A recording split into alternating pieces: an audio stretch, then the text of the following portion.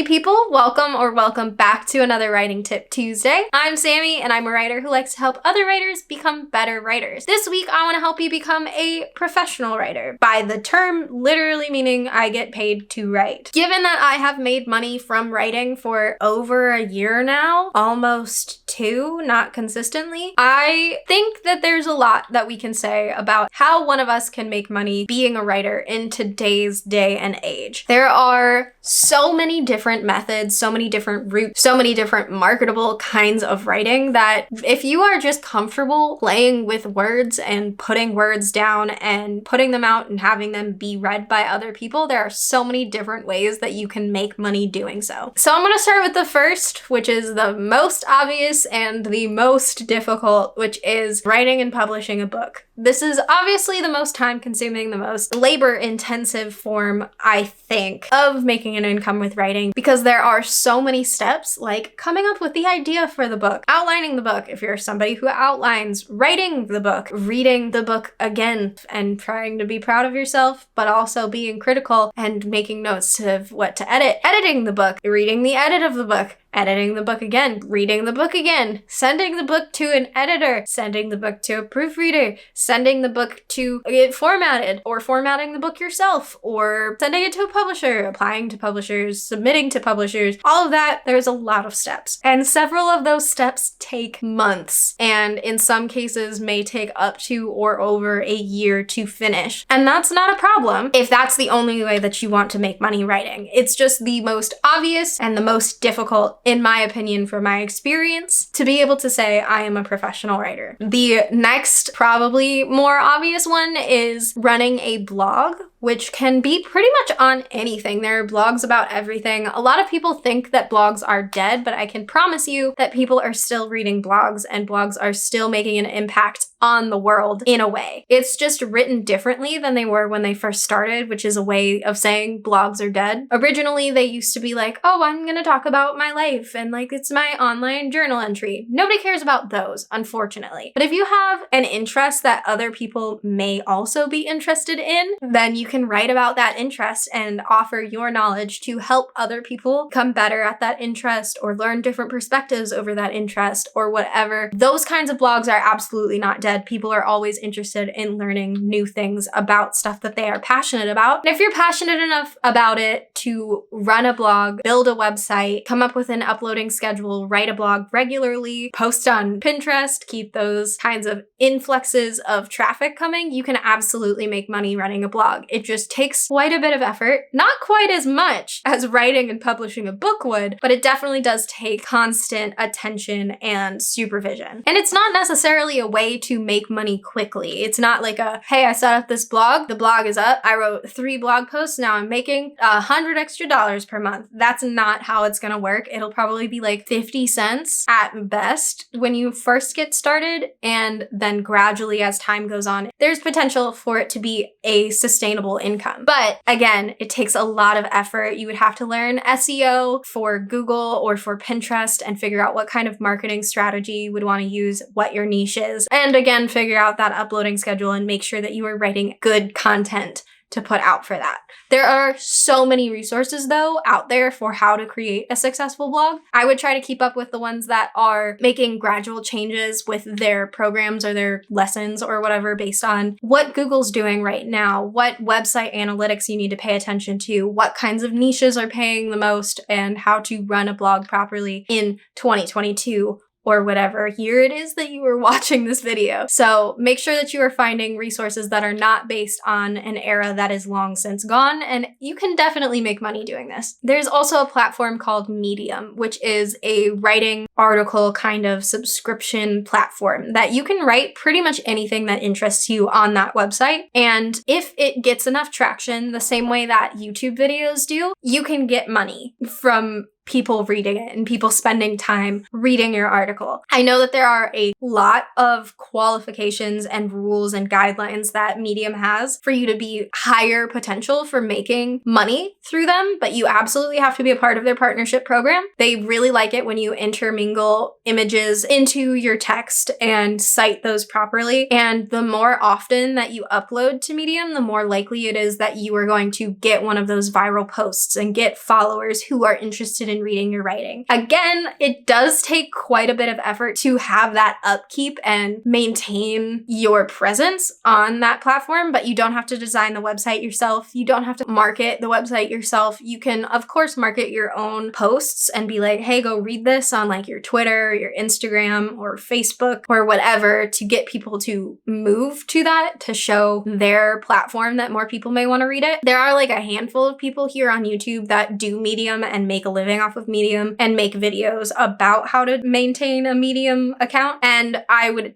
definitely point out that there are a lot of Medium articles that aren't like promoted, that are about how to make money on Medium. So keep an eye out for those if that's the route that you want to go, and look for what the curators are looking for, what they are expecting, because there's real people who are reading the articles, which is a really cool way of doing it, but there are only so many people. So you have to pass certain checkpoints of AI before you get to a real person, which includes that like properly citing your images, having the right number of images for how much words you're using. And those are really great places to check in with people who are making a living on Medium to see what kind of factors you need to put in place to get you started there. And then of course you can write for other people. The methods of writing for yourself, like the book, blog, or Medium direction, take longer to develop that income. However, if you write for other people and you have the ability to show you have a skill set in some form of writing that can be beneficial to them, you can write for other people. The place that I started making money writing was Fiverr, which is like a service providing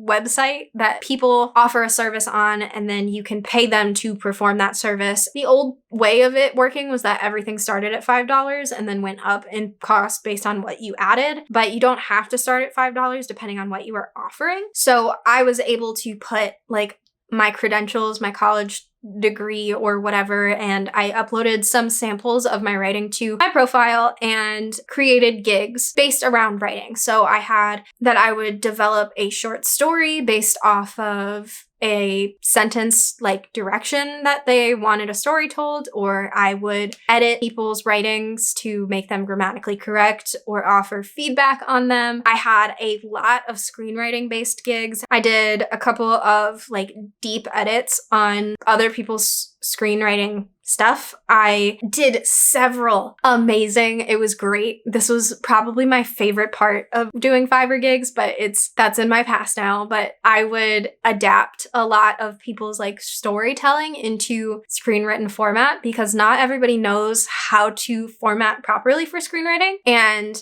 doing that was a lot of fun, except for like 2 people's gigs. Fiverr is a perfectly good way to start offering things that you are talented in. You just have to be able to market yourself and market what you are offering in a way that makes people think it's worth it. They have a system of like levels. So once you make a certain amount of money or have a certain amount of sales and like have good reviews, you'll level up. I was a level 1. I don't know if I'm still a level 1. I haven't logged in like months. Once you hit a certain amount of income and once you hit a certain amount of orders, you get to level up. And when you level up, that's a perfectly great opportunity to increase your prices and give yourself a reason to cost more. Have the people on Fiverr who are buying your service feel like they are getting something that is a higher value. If you can provide a higher value for a higher rate of pay, that is a great thing to offer. I definitely think a lot of the methods for making a living on Fiverr is knowing how to upsell your service. So it is a lot of selling. It's a lot of like chatting with people who have questions and then like saying, hey, I can also offer this. I offered formatting for straight to Kindle uploading for people's stories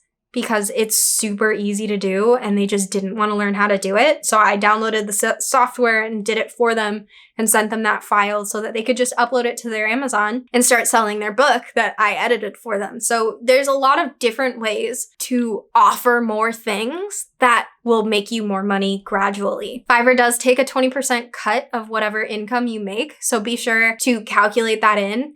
Don't ask for what you would want to make. Ask for a minimum of 20% more than what you would want to make so that Fiverr's cut won't impact that. But it's also not taxed. You have to report Fiverr income as miscellaneous income or on a Schedule C, depending on your method of doing taxes. So you would have to figure out what that requirement is and look up the self-employed income taxes for your state and then factor that in, which is a lot of math for writers. But if you want to make like a decent living on Fiverr, you definitely want to do this math and know what your worth is and know like how to quickly assess what your time is worth for what you are putting out there. I am not still using Fiverr because of the payment rate issue and like how I had to do all of that math for just being able to offer a service and get paid my worth. I also had a few terrible people that I had to deal with, and I don't want to have to deal with mean people on the internet who are saying that I am not worth the money that I am worth, because I know that I am, and if they aren't willing to pay for it, like, why are you bullying me for just being around? So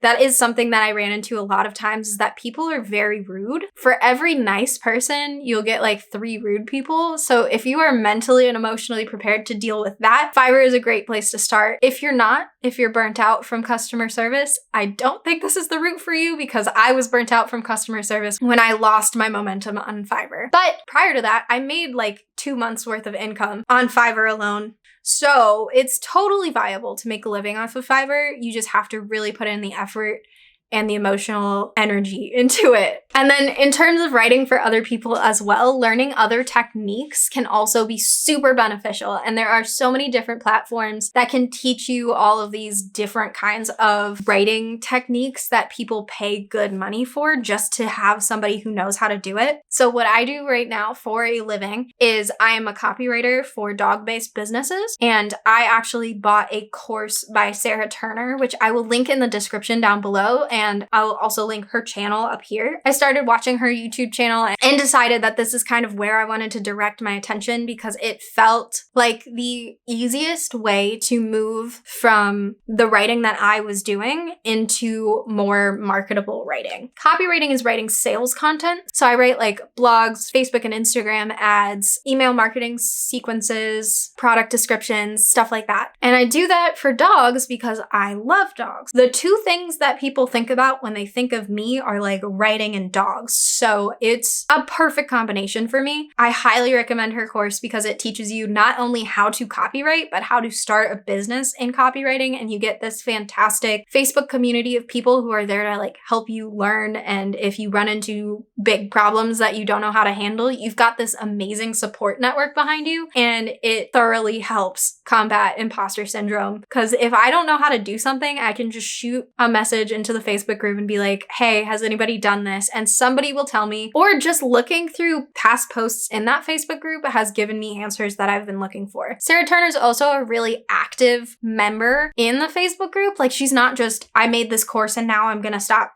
talking to you guys. She does a Q&A every week. So if you have anything that like you're concerned about, you can put in an anonymous question and ask about what you're worried about and she'll cover it. And it's not the only copywriting course that I've taken, but it is the only one that felt really comprehensive. I also took some lessons through Udemy, which is another great resource for a lot of other kinds of writing as well as Skillshare is. So other forms of writing that are profitable and marketable would be grant writing, ad script writing. So like anytime you see an ad where people are talking, somebody writes those scripts. And for smaller businesses, they are usually willing to hire somebody who doesn't really know anything or write them themselves. So that can be a good place to start. Editing or proofreading is also another marketable skill. There are legal writers, if you have any background in legal work, writing for lawyers or assisting people in writing contracts, anything along those lines can be pretty marketable. Ghostwriter, I also did some of that on Fiverr, where you just sort of write for other people and like fill in gaps in their stories and fix problems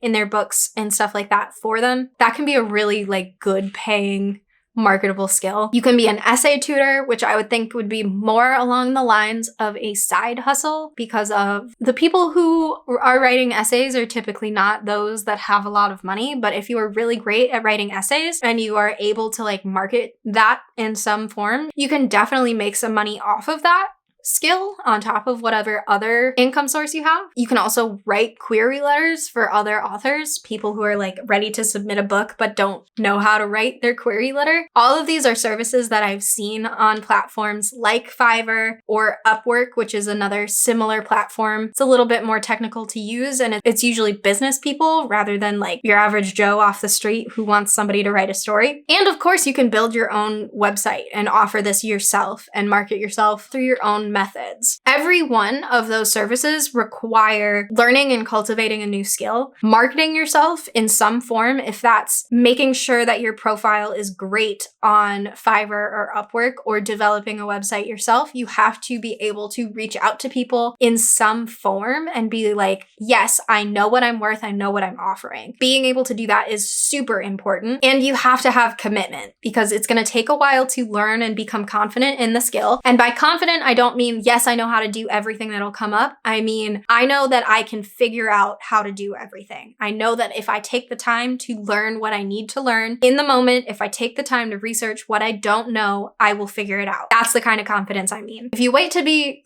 perfect at everything, you will never make it. So make sure that you are confident enough in yourself and your ability to learn more. Of course, obviously there's also journalism, but I don't know anything personally about how to get into journalism, what you need to learn to know how to do journalism, what qualifications you need to get a job in journalism. If you have an interest in journalism, I'm positive that you know more than I do about it, and I'm going to let you have that. But that is all that I have for you today. If you have any questions or you want me to elaborate on any of those types of writing services, let me know in the comments down below. Leave a like if you've learned anything from this video, if you feel more confident about being able to make a living writing. And I will see you guys on Saturday for another Story Study Saturday, and back again here on Tuesday for a Writing Tip Tuesday. So if you don't want to miss those, hit that subscribe button and the notification bell next to it, and I will see you Saturday.